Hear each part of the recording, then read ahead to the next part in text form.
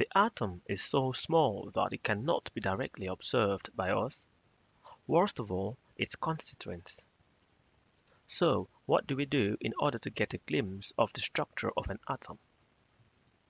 We conduct experiments with different elements and collect data, and we interpret the data to make a picture of the inner workings of the structure of the atoms, and also develop theories to explain the experimental observations. This is where problems start to develop, as different people will have different opinions about the interpretations and the theories that follow thereafter.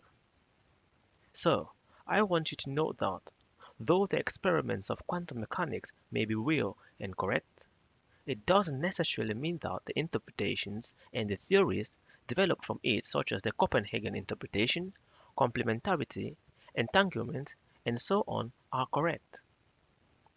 In this video, I would like us to review quantum mechanics very briefly, from beginning to end, and also show you how all the equations derived for atoms and all the quantum particles in quantum mechanics can also be derived for solar systems and other celestial particles. Then you will realize that since we can have the same equations for celestial particles, it is impossible for the interpretations of quantum mechanics to be correct.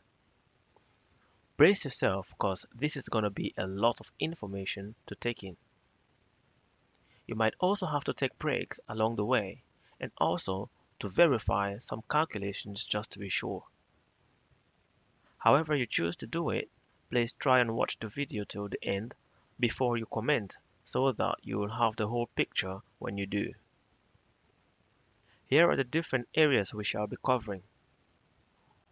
Firstly, we shall look at the quantization of angular momentum in atoms and solar systems. Next, the electronic configurations of atoms and solar systems. Energy quantization in solar systems and atoms. The Broglie equation for cosmic and atomic particles. Planck-Einstein equation for cosmic and atomic particles. The Schrödinger equation, and the Bell's inequality. Let's take an atom with atomic number Z. The centripetal force needed to keep an electron in its orbit, assuming that electrons orbit the nucleus like planets orbit the sun, is provided by the electrostatic force of attraction between the nucleus and the electron. And this is equal to the mass of the electron times its centripetal acceleration v squared on r. The linear velocity for this orbit of radius r is given as follows. So, we can rearrange our force expression to have this. Making t squared the subject yields this. This is Kepler's third law for atoms. The angular momentum of this electron is as follows. Subbing in v yields this. Taking t from this Kepler's equation and putting here yields this. Looking at our solar system, we see that the orbits of the planets are discrete. Since we are assuming that the structure of an atom is identical to this, then the orbits of the electrons must also be discrete, and we can write r equal to n times r0, r0 being the fundamental radius of this atom. You could decide to quantize the radius as r equal to n squared r0, or n cubed if you want. But it will become clear to you later why just n is enough. Subbing this in the momentum equation and factoring out z and n yields this. When you sub in the values of the constants under the big square root, you will realize that it gives you 6.7 exponential minus 34 joules second, which is the value of the Planck's constant. You can pause the video here and verify. So the momentum equation becomes the square root of Zn times h over 2 pi. For a hydrogen atom, Z is equal to 1, so the equation becomes this. If you had chosen the quantization of radius equation to be n squared r naught, then this square root sign will disappear to give this, which is the Bohr equation. But using n squared will not cover orbits like 3r naught and so on. That is why Bohr's equation was limited.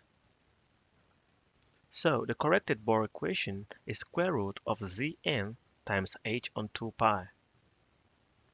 There are two differences between this corrected Bohr equation and the original one. First, the presence of the atomic number Z, and second, the addition of the square root on n.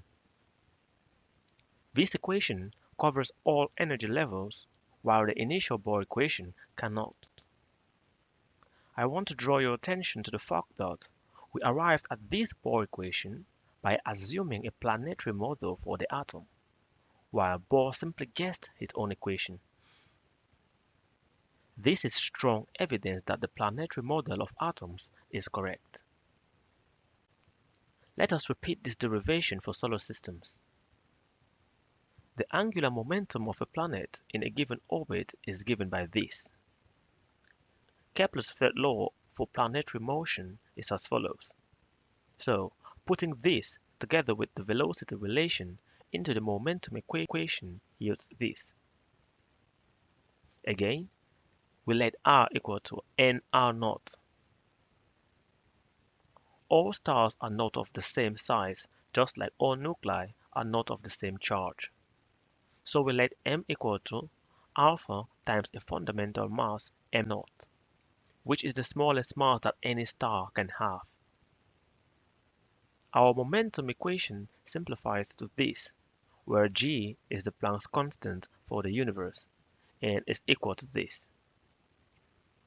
Alpha here is analogous to the atomic number.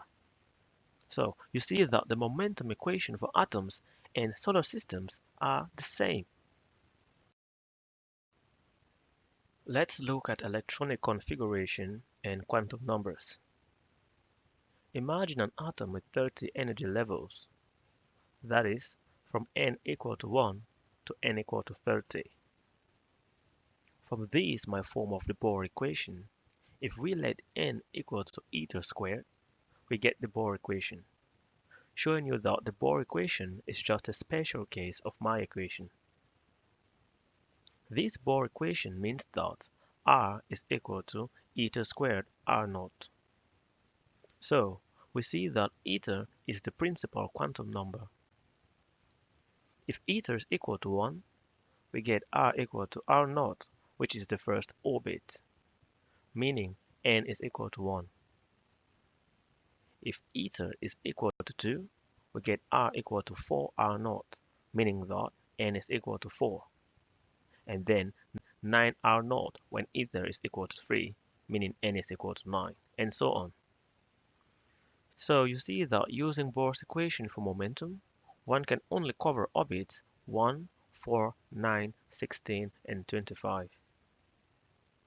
Do you see how that limits the Bohr equation? So physicists wrote another momentum equation like this one to account for other orbits. It contains a new quantum number called the momentum quantum number L. You see from here that n in my equation has just been replaced by L times L plus 1, meaning that the orbital radii are now as follows. For L equal to 1, r is equal to 2r naught, which in my equation corresponds to n equal to 2. For L equal to 2, r is equal to 6r naught. For L equal to 3, r is equal to 12r naught, and so on. So you see that this other momentum equation can only cover orbits 2, 6, 12, 20, and 30. Let's place this in a line to see the numbers that are missing. This means I need another momentum equation to account for the missing orbits. Look at 9, for example. You have two empty spaces before and after it. For 16, you have three empty spaces before and after. and an identical thing with 25. If you add 1 to 9, you get 10. Add 2 and you get 11. This will fill the spaces ahead. Subtract 1 from 9, you get 8. Subtract 2 and you get 7. And this fills the spaces before. For 16, you can add and subtract up to 3, and so on. So I can define a quantum number called the magnetic quantum number m to be equal to n subscript eta plus or minus some whole number epsilon. N eta represents values of n gotten from the values of eta. The momentum equation for this is square root of m times h over 2 pi, z maintained as 1. So for n eta equal to 9, for example, m can be 7, 8, dash, 10, 11, which is the same as m equal to minus 2, minus 1, 0, plus 1, plus 2, as the momentum quantum number is defined. So you see that you need all three quantum numbers, eta, L, and m, to describe the 30 orbits of the atom. And this requires three different equations, each equation for different values of n, which I can simply just use directly in my equation, since n is just a union of all these three numbers. You can follow this same procedure to get the three quantum numbers for solar systems, but it is completely unnecessary. However, this again shows you that it is possible to treat a solar system as an atom, and vice versa. For details on this, refer to my earlier video titled "What if solar systems have electronic configurations?" The link is in the video description below. We can also derive the energy quantization equation for solar systems in the same way it is done for atoms. Let's do it side by side. To do that, we need these two forms of the momentum equation and these two forms of the force equation to produce the velocity and radius expressions as follows. Subbing the velocity and radius in the expression for total mechanical energy leaves the energy in the following form. See detailed derivation in my other video titled "What if energy is quantized in solar systems?" More compactly, E is equal to minus alpha over n times E naught. E naught equals this. So you see that the energy depends on n, not n squared, as produced by the old Bohr model, which is this. Apparently, you can now see that energy is quantized in solar systems exactly the way it is in atoms. The velocity quantization equation derived in order to get the energy quantization formula is as follows. For the simplest atom, which is hydrogen, in the ground state, Z is equal to 1 and N is equal to 1. Likewise, for the simplest solar system, alpha is equal to 1 and N is also equal to 1. This leaves the velocity as such. Linear momentum is defined as mass times velocity.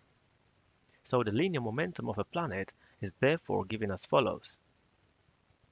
By definition, the distance covered when an object makes one complete revolution is called the wavelength. And for this planet, the wavelength is the same as the circumference of its orbit, which is 2 pi r. As we saw earlier, r is equal to this for the first orbit, and for alpha equal to 1. So wavelength can also be written as follows. When we divide the cosmic Planck's constant g by the momentum, we have this expression, which is the same as the wavelength that we have derived. So we have the de Broglie equation for planets. From the de Broglie equation, we can replace lambda with speed over frequency. When we cross multiply, we have this. We have the expression for linear momentum as well as the expression for velocity. So let's multiply them to have this. Potential energy is given as follows. Subbing in the expression for radius yields this, and this is the same expression as P times V. So, P times V is the potential energy of the planet or electron. So we can write energy equal to the cosmic Planck's constant times frequency. This is the Planck-Einstein quantization equation for solar systems, and you see that it is the same as that for atoms, and both can be derived in the same way. Remember, we have been using alpha equal to 1 and n equal to 1. In the case where they are not equal to 1, the energy equation becomes this. But since n and alpha are just numbers, we can absorb them into the frequency term to retain the initial form of Planck-Einstein equation. But this frequency now is clearly dependent on the quantum and atomic number. This is why electron transitions from different energy levels yield photons of different frequencies. For the energy difference of any two energy levels in a solar system, the resultant frequency is the frequency of a gravitational wave, just like electromagnetic frequencies arise when considering the atom. You can check that yourself. See detailed derivation in my earlier video titled Schrödinger equation derivation, basics. It is also worth mentioning that in this new model of mine, the radius of the first orbit is different for different atoms. This is why the energy difference between two levels, hence frequencies of emitted radiations, in one atom cannot necessarily be the same as those of a different atom, even if the quantum numbers are the same. That is why the absorption and emission spectra for different elements are different. I arrived at that conclusion by looking at the radii of different solar systems, about of them, and calculating and assigning quantum numbers. You can find how I assign quantum numbers in the video Quantization of Angular Momentum in the Quantum Gravity playlist. Do you notice how smoothly my formulations are explaining the experimental observations in quantum mechanics? Let's move on. The Planck-Einstein equation and the de Broglie equation are the two main equations necessary for the derivation of the Schrödinger equation. Since these equations are identical for both atoms and solar systems, it therefore means we can also derive an identical Schrödinger equation for celestial particles. All we need to do is choose a complex wave function psi and apply it to the energy conservation equation. When we do that, we arrive at the following Schrödinger equation for celestial particles. See detailed derivation in my other video titled Schrödinger equation for planets 2. When we solve this equation, we arrive at the following equation for the energy of a planet. This equation tells you, just like it did about electrons, that a single planet can have infinitely many values for energy, since n on which it depends is unbounded. This means, for the same planet, any value of n will satisfy, meaning that the planet can be in all the energy levels of the solar system at the same time. This is how quantum physicists think electrons behave, because that is what the math tells them. If each electron can be in all the energy levels at the same time, then the idea of an electron being in orbit like planet no longer makes sense. That is why they propose that all the electrons will just form something like a cloud around the nucleus. So I guess you see where and how the idea of an electron being everywhere at the same time came from. So now, this is the same equation we have for the energy of a planet. Should we also interpret this in the same way? I think you agree with me that the answer is no. This is because we can see clearly that planets don't form a cloud of planets around the stars. But since atoms are so small, we cannot observe that structure directly. But judging from the equivalence of solar systems and atoms that I have presented, I think it is clear that that model of the atom is wrong. See detail on the solution of the Schrödinger equation in the video titled Solving the Schrödinger equation under this quantum gravity playlist. I would like to draw your attention to the fact that the Schrödinger equation cannot be solved for elements other than hydrogen. What the quantum physicists do is that they solve the equation for hydrogen and extrapolate the properties of elements from that equation. So the question is, why do we need this silly equation, which for one, it only works for one element, and two, produces unnatural results? My model explains absolutely all observations of quantum mechanics without the need to include any unnatural concept. You see, even the electronic configuration of elements, which is claimed to be the biggest triumph of the Schrödinger equation, has been explained in an even clearer and more natural manner by my model. So, what use is the Schrödinger equation really, if not to provoke and promote speculations and fictitious science? Let's look at the Bell's inequality experiment. It consists of a photon producer, which produces pairs of photons in intervals, a polarizer on each of the receiving ends like so, and a detector placed to detect photons that go through the polarizers. There are three types of polarizers involved here, but only two is chosen at random to measure the photons each time. A statistical framework was drawn to analyze this experiment, where they came up with a number and said if the outcome of the experiment is less than that number, then the universe is deterministic, and if greater, then the probabilistic worldview will prevail. The result of this experiment was in favor of the probabilistic worldview. For detailed explanation of this experiment, watch the video titled Bell's Inequality in the Dr. Physics channel. In my video on the nature of a photon titled What is a Photon? I mentioned that the only way to produce a photon is by exciting and de-exciting an atom. Each time a de-excitation occurs, the photon produced will be of a certain wavelength and polarization, which must not necessarily be the same as those of the other photons. A single beam of light, even the dimmest beam we can produce, contains certainly more than one photon, which may or may not be of the same polarization.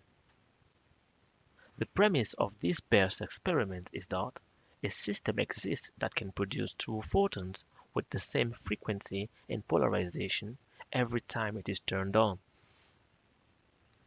That is inherently impossible, but this is what you have to assume in order to proceed with this experiment.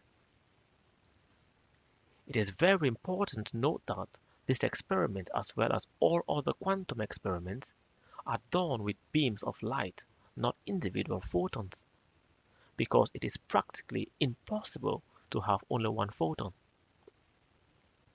A beam of light contains millions of photons, each photon having a random polarization, and some even having different frequencies. An example of how you can produce beams from a single one is by passing the single beam through a glass cube or a partially reflecting mirror. When you do that, part of the beam will be reflected and part will be refracted. That is how you get two beams from one. But does this splitting change the fact that the photons in the emergent beam will still have random polarizations? No, of course. But what this experiment assumes is that the emergent photons all individually and combinedly have the same polarization. This is false. The only way to make sure the emergent beams are of the same polarization is to place a polarizer in the path of the incident beam to filter out all other polarizations and leave only one.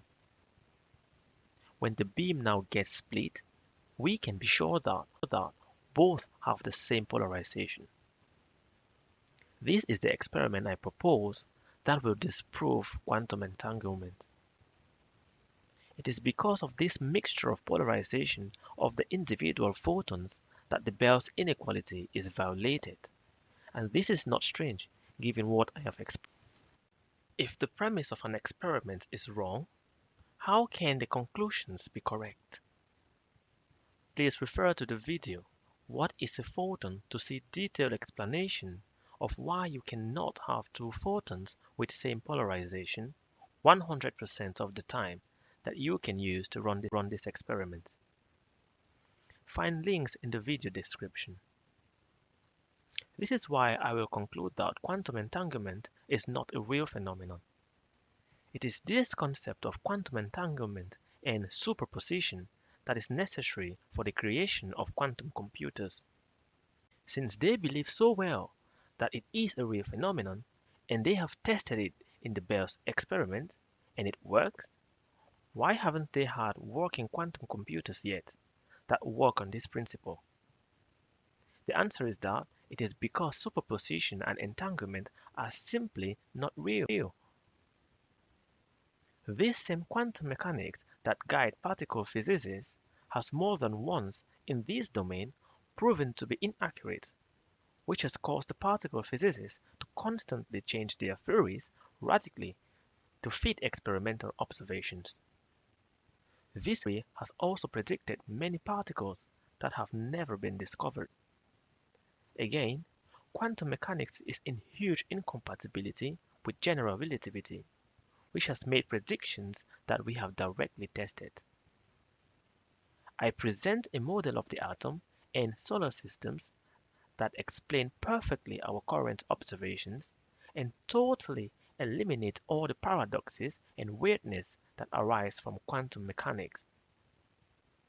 The model explains everything that quantum mechanics claims to be able to explain, and it does this even better than quantum mechanics. So I think it is only natural that quantum mechanics be abandoned completely and this new model be adopted in order for science to advance, as quantum mechanics has kept physics on a standstill for too long. Thanks for watching and see you in the next video.